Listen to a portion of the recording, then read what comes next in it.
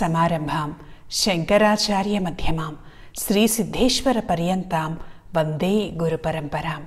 పరమ పూజ్యులు పరమహంస పరివ్రాజకాచార్యులు కృత్తాళ శ్రీ సిద్ధేశ్వరి పీఠాధిపతులు శ్రీశక్తిపీఠ వ్యవస్థాపక పరమాచార్యులు నడిచే దైవం జగద్గురువులు శ్రీ శ్రీ శ్రీ సిద్ధేశ్వరానంద భారతీ మహాస్వామి వారి పాదపద్మములకు ప్రణమిల్లుతూ ఆరక్తజిహ్వాం వికటోగ్రదంష్ట్రాం శూన్యాంబరాం సుందరభీషణాంగీం కరత్రిశూలాం గళముండమాలాం కాళీం కరాళీం సతతం భజామి.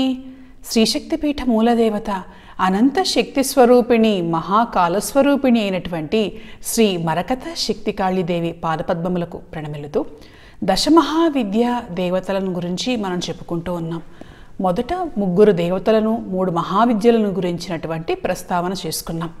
కాళీ, తార, త్రిపుర సుందరి. ఈ విద్యలలో 4వ మహావిద్యగా మహాదేవతగా చెప్పబడినటువంటి దేవి పేరు భువనేశ్వరీ దేవి. పేరులోనే అమ్మవారి లక్షణం కనిపిస్తూ ఉన్నది. భువనేశ్వరి, భువనములన్నిటికీ కూడా ఈశ్వరి అయినటువంటి దేవతగా ఈ దేవిని గురించి మనం చెప్పుకుంటూ ఉన్నాం. ఇది వరకు కూడా మనం ఈ దేవిని గురించినటువంటి ప్రస్తావన చేసి ఉన్నాం. సృష్టి ప్రారంభించేటువంటి సమయంలో బ్రహ్మ, విష్ణు, మహేశ్వరులు 3 కూడాను ఈ దేవి యొక్క లోకానికి వెళ్ళి స్త్రీ రూపములను తీసుకొని అమ్మ కరుణా కటాక్షములను ఎలా పొందారో, అమ్మ అనుగ్రహం ద్వారా వాళ్ళ 3 కూడా సృష్టి స్థితి లయకారకులుగా ఎలా మారారో మనం దేవి భాగవతంలో చెప్పి ఉన్నటువంటి వృత్తాంతాన్ని చెప్పుకున్నాం. అమ్మవారు ఎలా ఉంటుంది భువనేశ్వరీ దేవి అనంటే, ఉద్య దినద్యుతి మిందు కిరీటాం తుంగకుచాం నయనత్రయయుక్తాం స్మేరముఖీం వరదాం కుశపాశం భీతికరాం ప్రభజే భువనేశీం.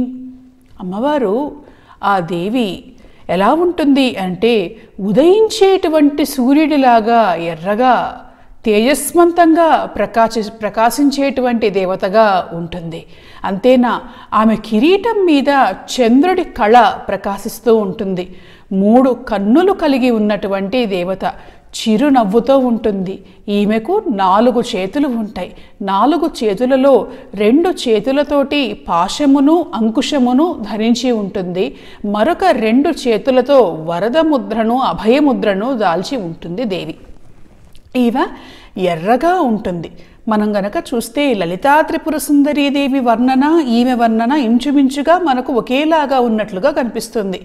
అమ్మవారి గురించి, లలితాదేవి గురించి కనుక చూస్తే ఆమె కూడా అంతే. 4 చేతులు కలిగి ఉన్నటువంటి దేవత, ఎర్రగా ఉండేటువంటి దేవత, పాశమును ధరించేటువంటి దేవత, అంకుశమును ధరించేటువంటి దేవత. అయితే మిగిలినటువంటి 2 చేతులలో లలితాదేవి పుష్పబాణములను, చెరుకు విల్లును ధరిస్తుంది. భువనేశ్వరీదేవి వరద అభయ ముద్రలను ధరించి ఉన్నటువంటి దేవతగా చెబుతూ ఉన్నారు. లలితాదేవి ఉండేటువంటి లోకం మణిద్వీపం, భువనేశ్వరీదేవి ఉండేటువంటి లోకమును భువనేశ్వరి లోకముగా చెబుతూ ఉన్నారు.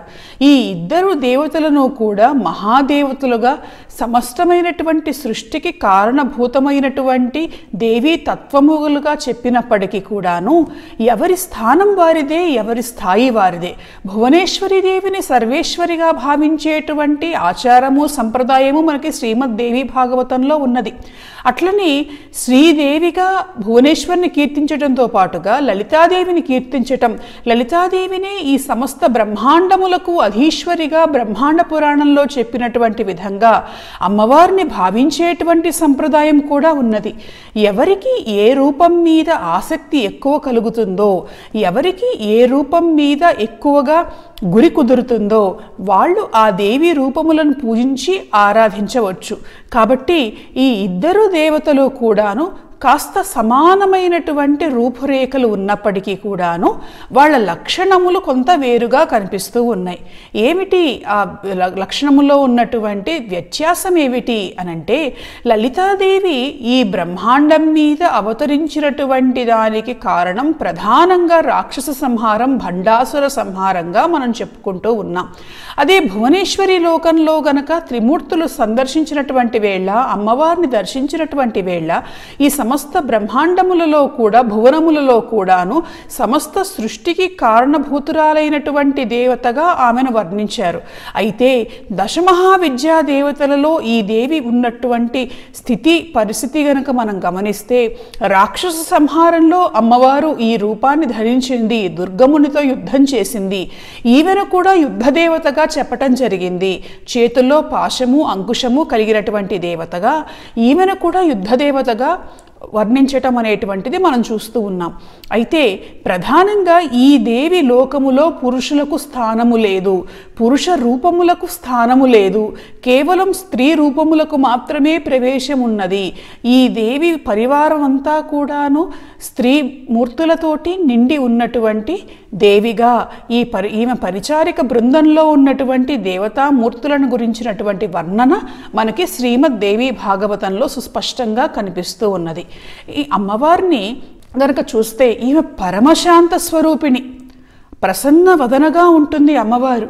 ఆమె ముఖం మీద ఎప్పుడూ కూడా చిరునవ్వు తొణికిసలాడుతుంది. ఎంతటి శాంతస్వరూపిణి అంటే ఆ దేవి నామాన్ని స్మరించినా, ఆ దేవి మూర్తిని తలచినా, ఆ దేవి మంత్ర బీజాన్ని స్మరించినా కూడా మనస్సంతా కూడా ప్రశాంతమయమై ప్రశాంత స్థితికి చేరుకుంటుంది. ప్రతి వ్యక్తి కూడా తన జీవితంలో ఎన్నో కోరికలు కోరుకుంటూ ఉంటాడు.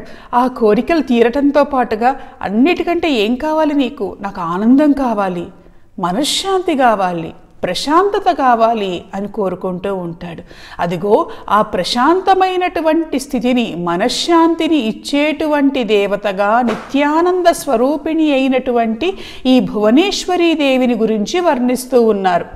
పరమాం శాంతిం కామయమానో భువనేశ్వరీ ముపాసిత. సమస్తమైనటువంటి జీవులు కోరుకునేటువంటిది శాంతి. కేవలం భౌతికంగా జీవించి ఉన్నప్పుడు మాత్రమే కాదు, ఆ వ్యక్తి మరణించిన తర్వాత కూడా ఆ వ్యక్తి ఆత్మకు శాంతి కావాలి అని కోరుకుంటూ ఉంటారు. జీవించి ఉన్నప్పుడు మనశ్శాంతి, మరణించిన తర్వాత ఆత్మశాంతి. ప్రతి వ్యక్తికి కూడాను పుట్టుక మరణము ఏది ఎలా ఉన్నప్పటికీ శాంతి మాత్రం ఖచ్చితంగా ఉంటేనే ఆ జీవుడు దుఃఖమనేటువంటి బాధ లేకుండా సంతోషంగా సంతృప్తిగా ఉంటారు.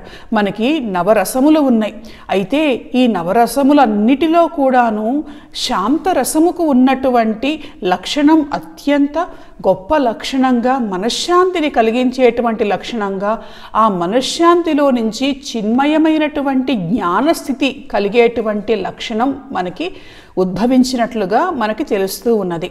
అటువంటి ఆ శమింపజేసేటువంటి, మనసులో ఉన్నటువంటి దుఃఖాలను పోగొట్టేటువంటి లక్షణం, మనస్సును శాంతపరిచేటువంటి లక్షణం ఈ దేవికి ఉన్నది. ఆ దేవిని కనుక భావిస్తే, ఉపాసిస్తే అమ్మవారు మనశ్శాంతిని కలిగించటంతో మాత్రమే కాకుండా సమస్తమైనటువంటి భోగ భాగ్యములను, ఐశ్వర్యములను కూడా అందిస్తుంది. ఎందుకని అంటే భువనమునకు ఆమె ఈశ్వరి. ఈశ్వరి అంటే ఆమె అధికారిణి, ఆమె మహారాజ్ఞి.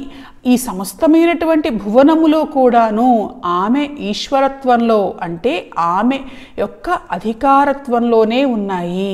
మామూలుగా మనకి చెప్పేటప్పుడు కూడా ఐశ్వర్యం ఈశ్వరాదిచ్చేత్ అని చెప్తారు.